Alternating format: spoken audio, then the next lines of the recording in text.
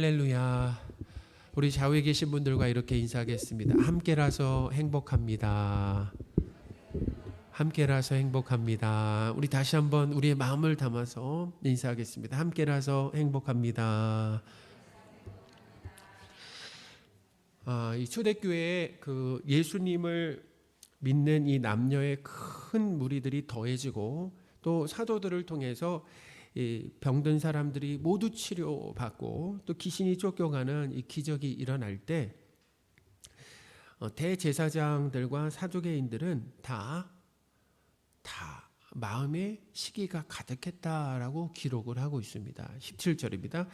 대제사장과 그와 함께 있는 사람 즉 사두개인의 당파가 다 마음의 시기가 가득하여 일어나서 아멘. 시기가 가득했던 이 대제사장과 사두개인의 당파는 사도들을 잡아다가 옥에 가두었다라는 거예요. 그 시기심으로 인해서 어떤 일을 했어요? 사도들을 다 잡아다가 옥에 가두었다라는 거예요. 18절입니다. 사도들을 잡아다가 옥에 가두었더니 아멘. 이 시기와 질투심이라고 하는 것은 사람이 스스로 해결할 수가 없습니다.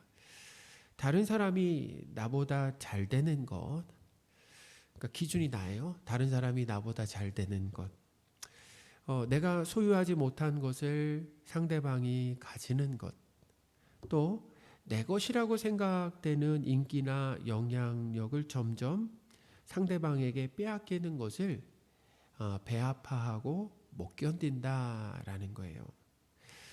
우리가 이 시기심, 그러니까 시기심이라고 하는 것은 교회 밖에 있는 사람이나 교회를 다니는 성도들에게 있잖아요. 동일하게 있는데 우리는 이 시기심의 뿌리에 대해서 생각을 해봐야 되는 거예요. 시기심이 무엇인가? 이 시기심의 뿌리라고 하는 것은 뭐냐면은 내가 최고로 높아져야 된다라는 거예요. 자, 누가 최고로 높아져야 된다고요?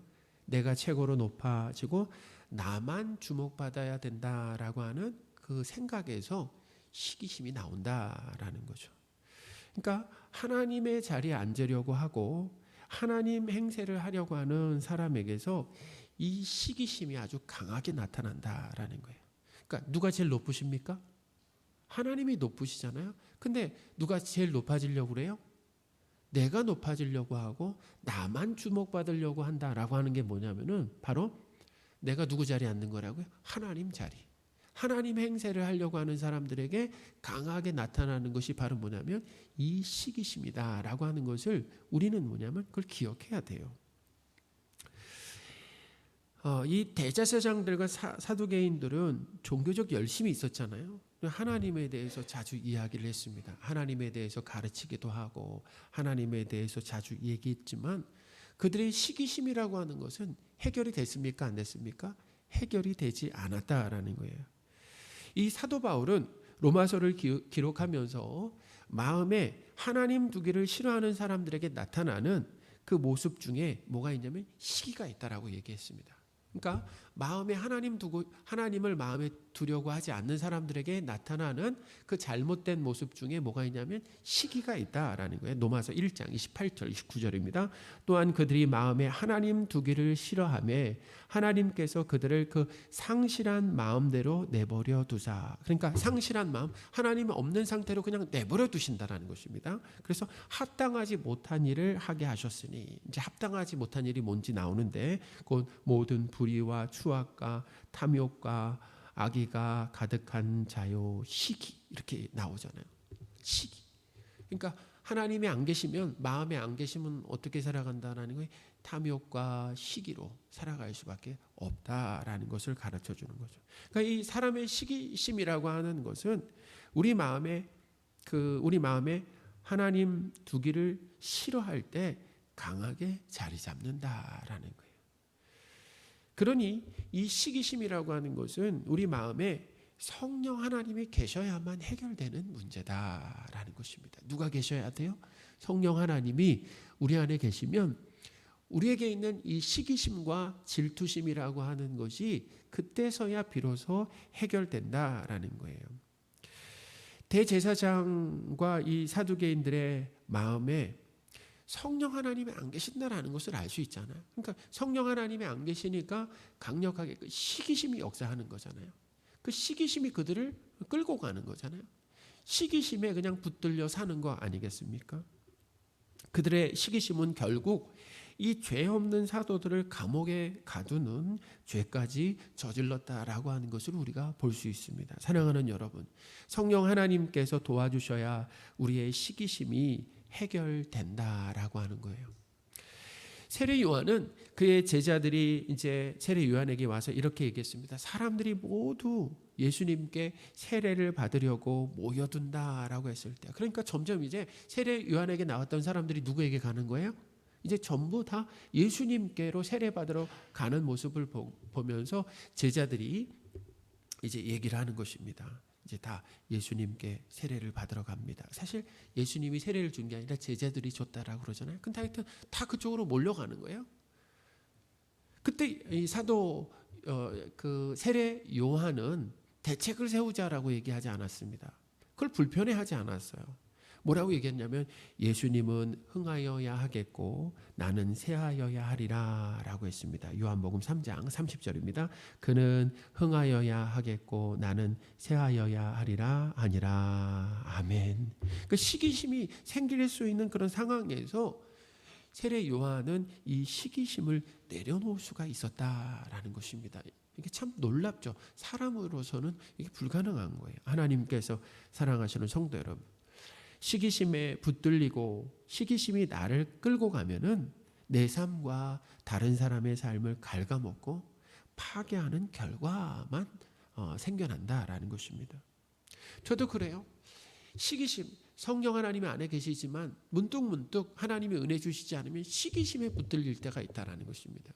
저도 예를 든다면 이 동료가, 저와 함께 공부한 동료가 큰 교회에 부임했다라고 하는 이 소식을 들으면 막 축하가 잘 안 돼요. 시기심이 나는 거예요. 시기심이 나는 거죠. 또 뿐만 아닙니다. 우리 옆에 교회가 부흥한다라는 소식을 들어보세요. 여기 가까이 있는 교회가, 우리 교회는 막 침체되고 그리고 성도가 점점 줄어들어 가는데 옆에 교회가 막 부흥한다라는 이야기를 듣는다라고 한다면, 그래, 우리 교회는 이렇게 침체돼도 옆에 교회가 부흥되니까 하나님 감사합니다. 좋습니다. 그게 잘 안 된다라는 것입니다. 잘 안 된다라는 거예요. 그러니까 저도 모르게 그렇게 시기심에 붙들리게 된다라는 거죠. 시기심이 있으면 나에게 있는 것에 대한, 하나님이 주신 것에 대한 감사와 기쁨을 잃어버리게 됩니다. 하나님은 나에게도 우리에게도 이미 주셨어요. 근데 시기심이 생기면 하나님이 주신 것에 대한 감사와 기쁨이 싹 사라져요. 심각하면은 이 상대방에게 있는 것을 빼앗으려고 한다는 것입니다. 대제사장들처럼 빼앗거나 아니면 그냥 망했으면 좋겠다, 안 됐으면 좋겠다, 저 큰 교회 부임해 갔는데 그냥 1, 2년 하다가 쫓겨났으면 좋겠다, 뭐 예를 든다면 그런 악한 마음들이 든다라는 것입니다.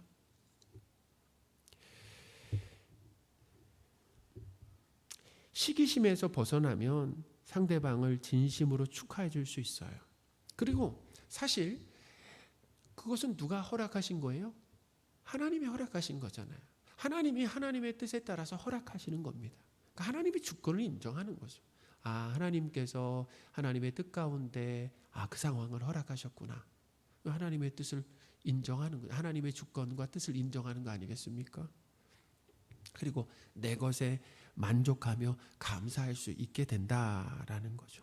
그러니까 우리는 예수님을 믿는 우리도 이 시기심을 내려놓고 시기심에서 벗어나는 것이 참 중요하다라는 것입니다.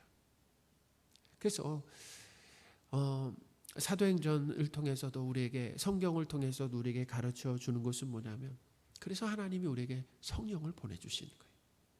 그래, 성령이 충만하다라고 한다면은 그 성령의 충만한 상태가 어떤 상태냐? 바로 시기심에서 벗어나는 상태다라는 거죠. 하나님께서 사랑하시는 성도 여러분, 성령 충만으로 시기심을 내려놓으시는 저와 여러분들이 되셨으면 좋겠습니다. 그거는 내가 강한 의지를 가지고 오늘부터 내가 시기심, 질투하지 않겠다라고 결심한다라고 해서 해결되는 문제가 아니라는 거예요. 성령 하나님이 함께 하셔야, 은혜 주셔야만 시기심과 질투심에서 벗어나고 그것을 내려놓을 수가 있다라고 하는 것을 기억하시는 저와 여러분들이 되시기 바랍니다. 대제사장과 이 사두개인들은 베드로와 요한만 가둔 것이 아닙니다. 이전에는 베드로와 요한만 가뒀는데 이번에는 사도들 모두를 감옥에 가두었어요. 이번에는 지난번하고 좀 다릅니다. 사도들 모두를 감옥에 가두었습니다. 사도들만 가두면 이 기독교의 성장세가 이제 꺾이고 멈추고 꺾이며 와야 될 것이라고 아마 생각했던 것 같습니다.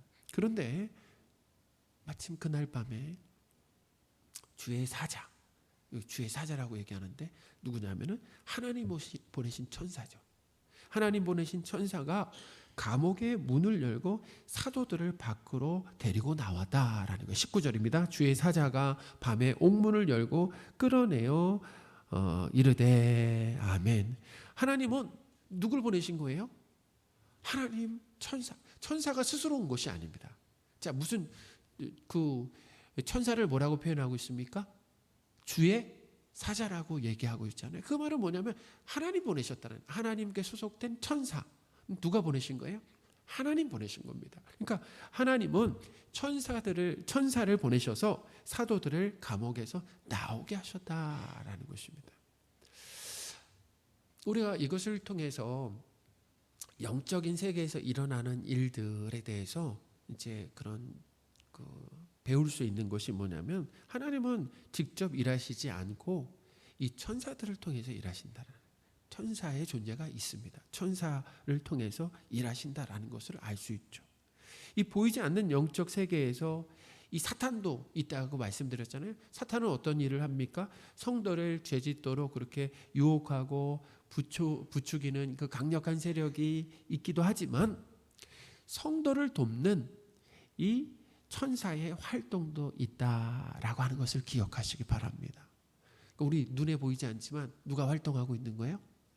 천사가 활동하고 있다라는 것입니다. 하나님께서 사랑하시는 성도 여러분, 천사를 보내셔서 성도를 도우시는 하나님을 찬양하시기 바랍니다. 하나님이 누구도 보내신다고요? 천사도 보내서 성도들을 돕게 하신다라는 것입니다. 천사를 통해서 옥에서 나온 사도들은 어리둥절하고 놀랐습니다. 정말 처음 경험해 보는 일 아니겠습니까? 또한 하나님께서 이 사도들과 함께 하시며 도우신다라고 하는 것에 이 감격하고 큰 힘을 얻었을 거예요. 아마 그때 진짜 하나님이 함께 하시는구나. 우리를 버리지 않고 이 상황을 모르시는 것이 아니라 하나님이 우리와 함께 하시면서 우리를 돕는구나라고 하는, 그래서 뭐예요? 큰 힘을 아마 얻었을 거다라는 거죠. 사도들이 잡혔을 때 오늘 본문에 보면은 교회가 기도했다라거나 아니면 사도들이 감옥에 들어가자마자 기도했다라고 하는 내용이 오늘 본문에 나옵니까? 안 나옵니까? 나와요? 안 나와요? 안 나와도 사실은 기도할 수 있죠. 분명히 잡혔을 때 기도할 수도 있고 사도들도 감옥에 있었을 때 기도할 수도 있었는데 나오진 않았어요. 근데 오늘 이 본문을 통해서 가르쳐 주는 것은 뭐냐면은, 그럼 주의 사자는 어떻게 온 겁니까? 천사는 어떻게 온 거예요, 감옥에? 기도했다는 내용이 안 나왔어요. 근데 어떻게 온 겁니까? 하나님께서 이 사도들의 사정과 상황을 어떻게 하신다라는 것입니까? 다 아신다라는 거예요. 다 알고 계시고 제때 필요한 조치를 해주신다라고 하는 것을 오늘 말씀이 우리에게 가르쳐주고 있다라는 거예요. 성도는 기도할 수 있습니다. 또 어떤 때는 기도를 못할 수도 있어요. 하나님이 기도할 때도 역사하시지만 기도 못할 때도 역사하시는 하나님임을 믿으시기 바랍니다. 그래서 그게 은혜라는 것입니다. 은혜라고 하는 것은 자격 없는 자에게 쏟아 부어지는 선물 아니겠습니까? 그렇죠? 우리가 기도했기 때문에 하나님 역사하시기도 하지만 기도하지 않았는데도 하나님이 우리의 삶 가운데 어떻게 역사하셔서 제때 필요한 조치를 취해 주실 수 있다라고 하는 것을 믿으시기 바랍니다. 사랑하는 여러분, 하나님은 우리가 기도하지 않아도 우리의 사정을 잘 아시고 제때 어떻게 해요? 필요한 조치를 해주신다라는 거예요. 이 주의 천사는 사도들을 옥에서 꺼내주고 나서 아주 중요한 말을 남겼습니다. 그냥 꺼내주고 나서 그냥 돌아가는 것이 아니라 어떤 말을 남겼습니까? 이제 안전을 위해서 뒤도 돌아보지 말고 곧장 멀리 도망가라고 그렇게 말하지 않았어요. 진짜 부담스러운 이야기를 했습니다. 어떤 얘기를 했냐면은 다시 성전으로 가라는 거예요. 자, 어디서 잡혀왔습니까? 아니 거기서 복음을 이제 가르치다가 잡혀왔는데 다시 성전으로 가서 이 생명의 말씀을 다 백성에게 말하라라고 했죠. 19절 20절입니다. 주의 사자가 밤에 옥문을 열고 끌어내어 이르되 가서 성전에 서서 이 생명의 말씀을 다 백성에게 말하라 하매. 아멘. 사도들이 성전에서 예수님의 십자가와 부활을 전하는 것, 이것은 영혼이 죽은 자를 살리는 가장 가치 있고 중요한 일이었다라는 것입니다.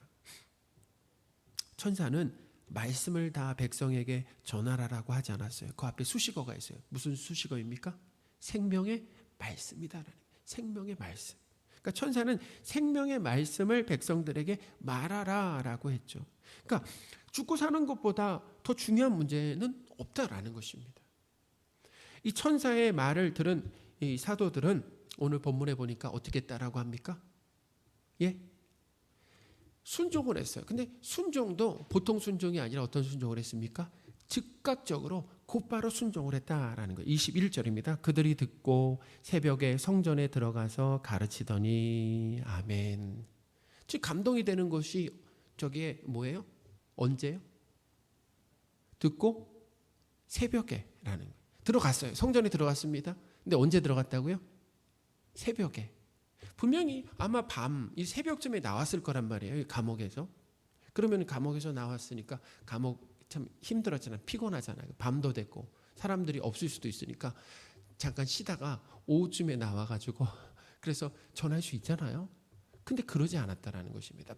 곧바로 어떻게 새벽에 성전에 들어갔다라는 거죠.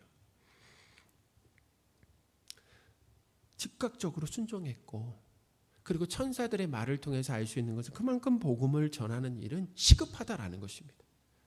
감옥에 갇혀서 안전을 도모하는 것이 아니에요. 바로 가서 뭐예요? 생명의 말씀을 전하라는 거예요. 미루어서는 안 된다라는 것을 가르쳐 주는 거죠.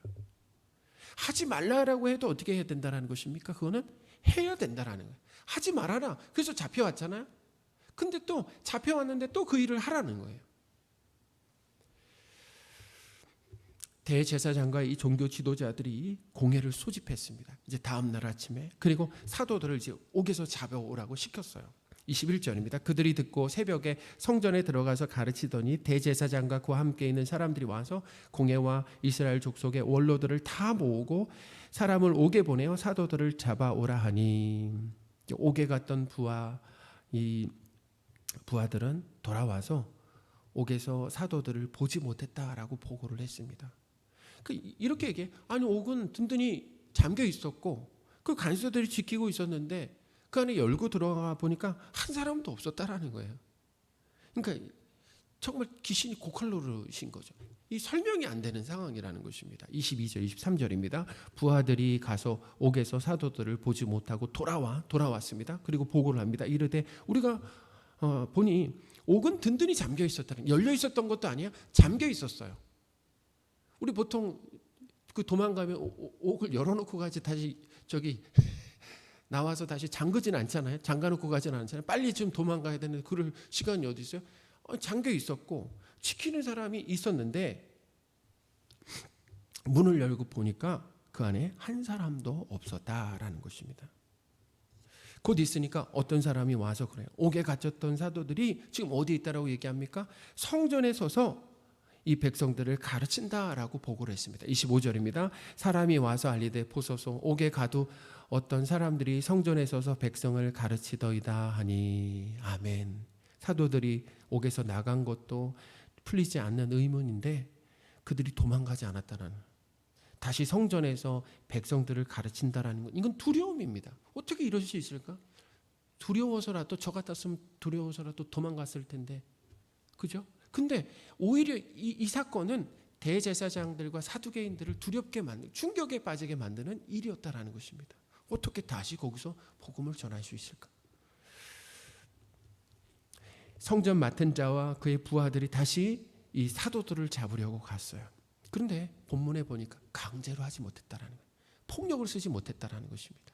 왜 폭력을 쓰지 못했냐면은 이미 수많은 백성이 사도들을 지지하고 있었기 때문에 그냥 사도들을 강제로 뭐 폭력을 써서 잡아갔다가는 뭘 맞을 것 같아서요?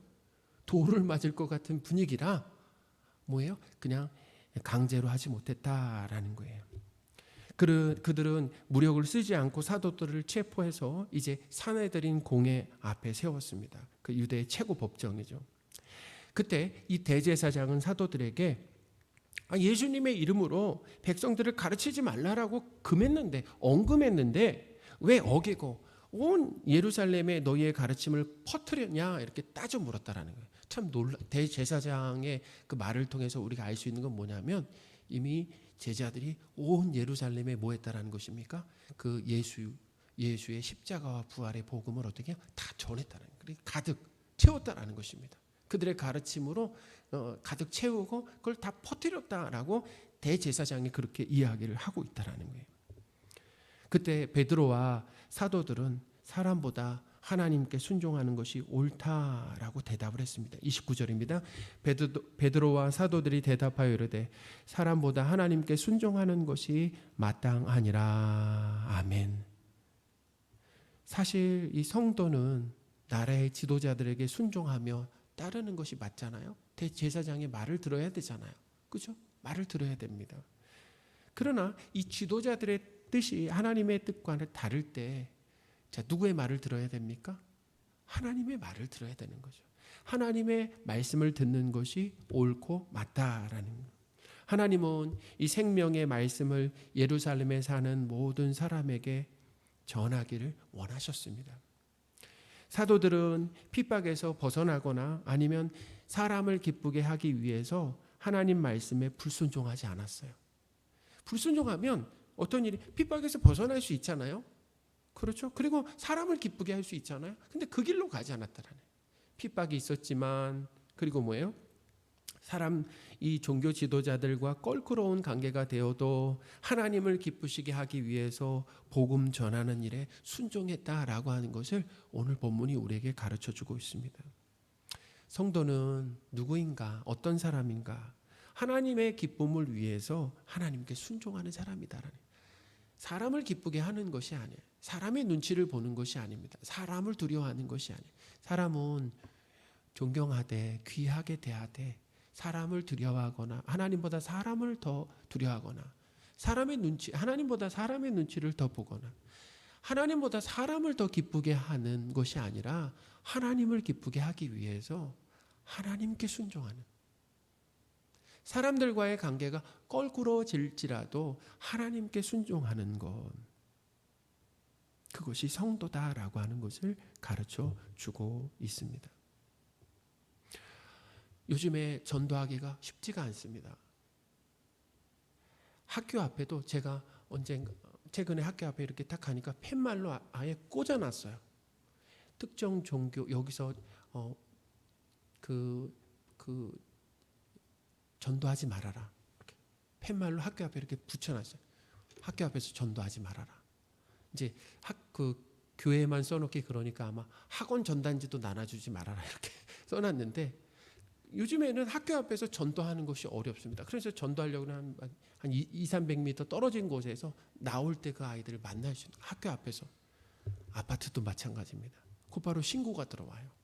그러니까 학교나 아파트나 신고가 들어오는, 뭐하라, 복음은 전하지 말라라는 거잖아요. 근데 사람들이 전하지 말라라고 해서 우리가 멈춰서는 안 되죠. 사람의 말을 들어서는 안 돼요. 왜냐하면 이 복음이라고 하는 것은 생명을 살리는 복음이다. 죽고 사는 문제가 거기 달려 있다라는 거죠. 그러니까 세상이 뭐예요? 방해하고 그리고 거절하더라도 우리는 어떻게 해야 되는 것입니까? 계속해서 복음을 전해야 된다라는 것입니다. 그것이 누구의 뜻이에요? 하나님의 뜻이다라는 거죠. 사도들은 이 산헤드린 법정에서 자기를 변호하기보다는 예수 그리스도의 십자가와 부활과 그 의미를 전했습니다. 이 종교 지도자들은 예수님을 나무에 달아 죽였지만 하나님은 살리셨다라고 얘기를 했어요. 다시 예수님의 십자가와 부활을 얘기했습니다. 30절입니다. 너희가 나무에 달아 죽인 예수를 우리 조상의 하나님이 살리시고 아멘. 사도들은 하나님께서 이스라엘에게 이 회개함과 제사함을 선물로 주시기 위해서 예수님을 임금과 구주로 삼으셨다라고 했어요. 31절입니다.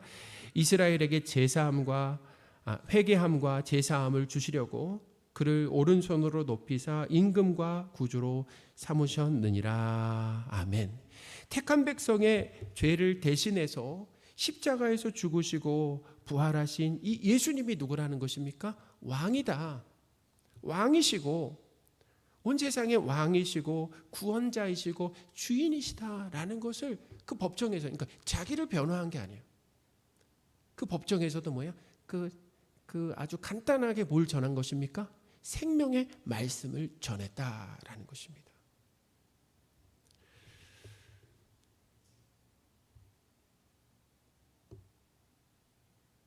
하나님은 창세전에 하나님의 자녀로 선택한 자녀들에게 예수 그리스도를 믿게 하십니다.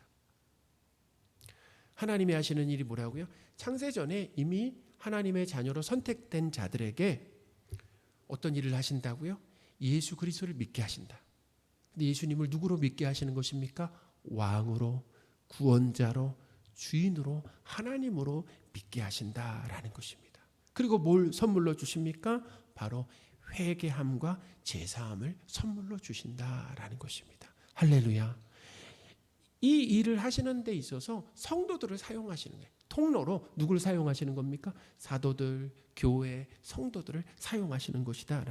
회개는 유턴입니다. 나를 믿었던 삶에서, 사람은 누굴 믿는다고요?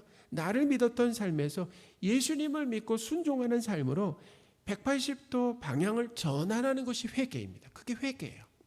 전환하는 거예요. 유턴하는 것입니다. 어떻게 유턴하는 것이라고요? 나를 믿고 그리고 지나친 자기 사랑에 빠져 살았던 내가 이제는 예수님을 믿고 하나님을 사랑하면서 하나님께 순종하는 삶으로 180도 전환되는 것, 변화되는 것이 바로 뭐라고요? 회개다, 유턴이다라는 것이 우리가 할 수 없어요. 하나님이 선물을 주셔야 유턴할 수가 있다라는 것입니다. 죄사함이 무엇입니까? 나를 믿고 하나님을 믿지 않았던 큰 죄를 용서해 주시는 겁니다.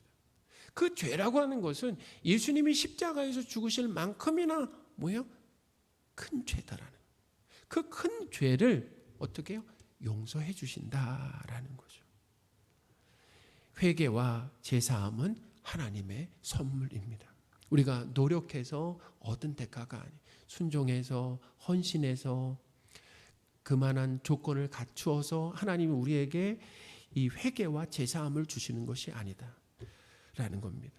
사도들과 성도는 예수 그리스도의 십자가와 부활을 전하고 예수님을 왕과 구원자라 그리고 주인으로 믿고 죄사함과 그리고 회개를 받도록 증인 역할을 하는 것이다라는 그것을 가르쳐 줬습니다. 사도들과 교회가 이제는 어떤 역할을 해야 되는가? 그 예루살렘에서 어떤 역할을 해야 되는가? 어떤 역할을 한다고요? 예수님의 증인 역할을 해야 된다라는 것을 가르쳐주죠. 32절입니다. 우리는 이 일의 증인이요. 아멘. 하나님이 자기에게 순종하는 사람에게 주신 성령도 그러하니라 하더라. 아멘. 하나님께서 성도에게 성령 하나님을 보내준 이유가 정말 다양하지만 오늘 본문에서 보면 왜 성령을 우리에게 보내주신 겁니까?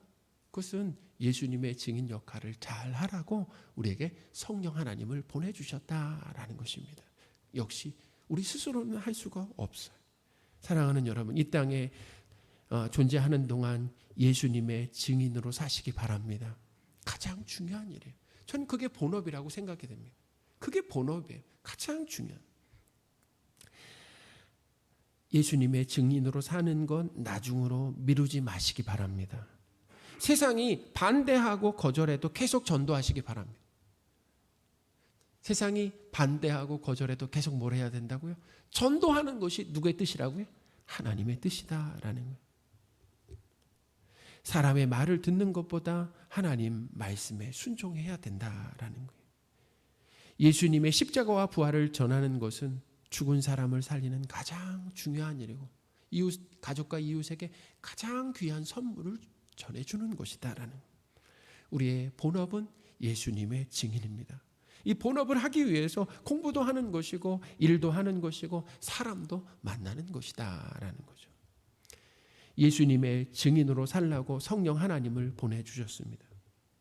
여러분 최근에 제가 주보 이 앞면에도 적었지만 모로코의 강진과 그 다음에 리비아의 대홍수로 정말 셀 수도 없는 많은 사람들이 죽고 다치고 실종되는 일들이 벌어졌잖아요.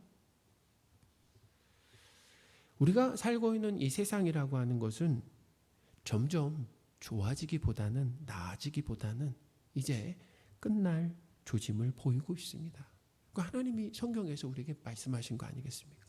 우리는 열심히 해서 세상을 더 살기 좋은 곳으로 만들 수가 없어요. 그렇게 안 됩니다. 하나님은 끝을 이미 계획해 놓으셨다라는 거예요. 그러니까 우리는 그것을 통해서 세상에 소망을 둬서는 안 된다. 보세요. 무너질 세상에 소망을 두는 것처럼 어리석은 게 어디 있겠습니까? 우리가 무너질 회사에 투자한다라는 거 그것만큼 어리석은 것이 어디 있겠어요? 그러니까 지금 세상에 벌어지는 일들을 통해서 얼마 전에 그랬잖아요. 가장 살기 좋다는 하와이에도 큰 불이 일어나가지고 수많은 사람들이 죽었잖아요. 그러니까 이 땅에 소망을 두지 말라라고 하는 것을 하나님이 우리에게 가르쳐 주는 것입니다. 돈, 명예, 건강보다 중요한 것은 뭐냐면 영원한 생명이고 영원한 생명이라고 하는 것은 오직 예수 그리스도를 통해서만 얻을 수 있다라는 것입니다. 유대의 종교 지도자들은 돈과 명예를 가졌어도 영원한 생명이 없으니까 시기심에 붙들려서 어떻게 해요? 자신과 다른 사람을 파괴하는 그런 불행한 인생, 지옥과 같은 인생을 산다라는 것입니다. 우리가 이 땅에서 얼마나 살지 모르지만 하나님은 우리를 이 땅에 얼마 동안 남겨둘지 모르지만 사는 동안 예수 그리스도의 십자가와 부활을 계속 전하시기 바랍니다. 이것이 중요해요. 예수 그리스도의 십자가와 부활을 전하는 것입니다. 교회가 그래서 존재하는 거예요. 존재 이유라는 것입니다.